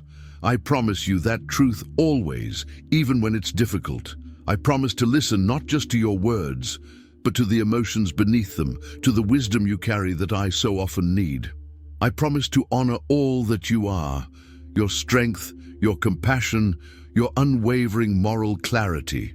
I promise to be worthy of the second chance you've given me, to rebuild trust day by day through actions that match my words. I promise to walk with you through whatever lies ahead, joy or sorrow, challenge or triumph, with honesty as our foundation and love as our guide. 25 years has been just the beginning of our story, Clara. The best chapters are still to be written together. As Augusto concluded, Maria Clara felt tears on her cheeks, not tears of sadness or even joy exactly, but of profound recognition. Here was the man she had married, the man she had grieved with, the man who had kept devastating secrets and now stood before her in complete vulnerability, offering his whole self without reservation. No minister pronounced them husband and wife again. No witnesses applauded. There was only the garden around them, the memory of their son, and the promise of a future neither could fully envision, but both chose to embrace. When Augusto leaned forward to kiss her, Maria Clara met him halfway, a gesture symbolic of the partnership they were recommitting to, the balanced giving and receiving that formed the foundation of their renewed vows. Later that evening, as they sat on their back porch watching the sunset paint the sky in shades of gold and pink, Augusto's phone chimed with an incoming message. He checked it, a smile spreading across his face as he showed the screen to Maria Clara. It was a photo from Daniel, he and Layla standing before a sold sign in front of a modest house. The accompanying text read, "Just closed on our first home. Would love for you both to visit once we're settled. Thinking of you on your anniversary." "We should frame this," Maria Clara said, studying the happy faces of the young couple. "Put it beside Noah's photo in the living room." Augusto looked at her with surprise and gratitude. "Are you sure?" She nodded, certainty filling her. "Family is family, Augusto. Daniel is part of yours, which makes him part of mine. Not a replacement for Noah, never that, but an addition, an expansion of our circle." Augusto's eyes filled with tears as he squeezed her hand gently. "I don't deserve you, Clara." "Probably not," she agreed with a small smile. "But you're stuck with me anyway, for at least another 25 years. As darkness fell around them, stars appearing one by one in the velvet sky, Maria Clara felt a sense of peace she hadn't experienced in years. The path forward wasn't perfectly clear. There would be awkward family gatherings, moments of grief remembered, boundaries to negotiate, trust to rebuild. But they would walk that path together, eyes open, hearts connected, no longer shadowed by secrets kept too long. It was, she realized, never too late to rewrite the ending of your own story, never too late to choose truth over comfortable lies, connection over isolation, forgiveness over resentment. Never too late to begin again, wiser for the journey traveled, hopeful for the road ahead.